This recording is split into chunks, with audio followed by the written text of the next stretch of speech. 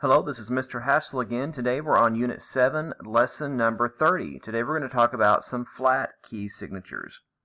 When writing the scales on page 45, you added flat signs before the appropriate notes. In the F scale, you added a flat sign before each B. In the B flat scale, you added flat signs before each B and E.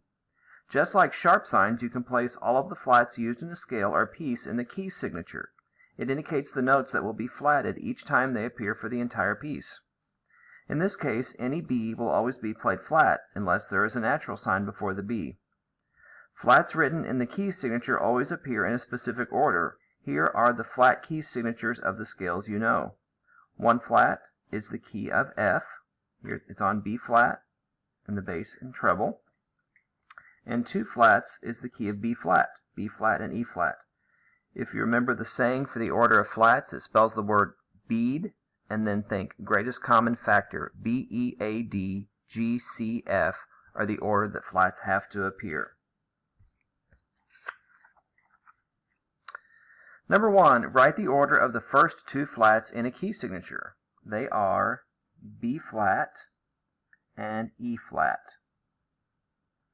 If B flat is the next to last flat in the key signature, the major key name would be what? And that answer is B flat. In order to name the flat key signatures, you always go to the flat, the next to last flat, and that you name whatever line or space it's on, and that's your key signature.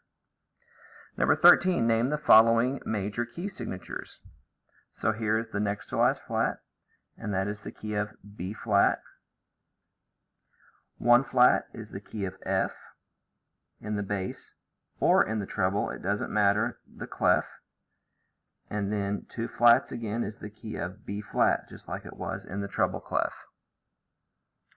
Next we're going to write the following major key signatures. F major has one flat. It is on the B flat line. B flat major in the treble has two flats, B flat and E flat. In the bass clef, it also has two flats, B flat and E flat. They're just on a different line. Here's B flat, and then E flat on the space. And then F major is one flat on the B flat line. This concludes our lesson for the day.